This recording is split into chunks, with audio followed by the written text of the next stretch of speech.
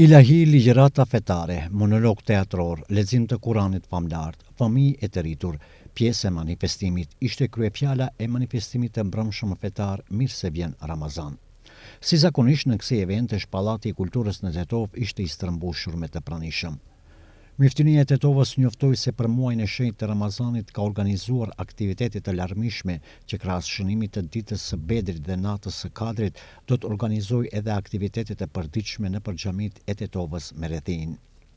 Miftiu i Tetovës, Dr. Selver Efendi Xhemaili, në fjalën e rastit potencoi rëndësinë e muajit të bekuar të Ramazanit. Në këtë muaj Kurani lexohet më shumë, xhamit mbushen më shumë, familjet bashkohen, zemrat zbuten, faljet shtohen.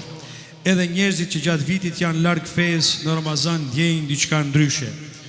Kjo është sepse Ramazani nuk troket vetëm në derët e shtëpisë, por troket në derën e shpirtit.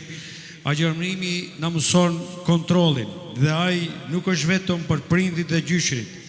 Ramazani është shansi i jon për ta ndërtuar karakterin. Ky muaj na mëson durimin kur je i uritur, edukatën kur je i nervozuar, respektin kur dikush të provokon dhe vetë kontrollin kur askush nuk të sheh. Jetojmë në kohra të sfidave globale, ku edhe shoqëria jonë nuk është imune ndaj disa devijimeve, u tha në ligjëratat fetare. Ramazani vjen për të na rikujtuar se duhet të kthehemi te origjinaliteti. Dhe ja, vjen Ramazani të na i rikujtoj gjitha këto. Vjen Ramazani për të na kthyer në origjinalen. Vjen Ramazani për të na i rikujtuar vlerat tona si njerëz dhe si besimtar musliman. Gjatë ligjëratave nuk u anashkalua edhe dobia nga agjërimi, për të cilën u tha se nuk është vetëm uri dhe ecje, por paraqet ngopje shpirtërore. Nga njëra anë është ajo betejë jonë fizike për arsye se njeriu të investoj 11 muaj vetëm për trupin, vërtet është kohë e gjatë për të çliruar prej kërkesave të trupit.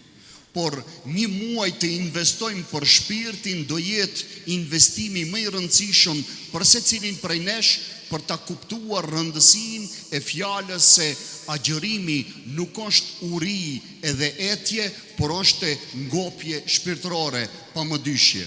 Përfund, Miftinia e Tetovës ndau mirënjohje për të gjithë ata që kontribuan e kontribojnë për mbarvajtjen e këtij institucioni fetar, sidomos në sferën e humanitetit, por edhe mbulimit mediatik. Në mesin e laureatëve ishte edhe televizioni Koha, i cili gjatë muajit të bekuar të Ramazanit, përmes përmbajtjeve fetare dhe podcastit organizuar në bashkëpunim me Miftininë e Tetovës, i cili do të emitohet çdo natë para iftarit, do ta pasqyrojë jetën fetare në rajonin e Pollogut dhe jo vetëm.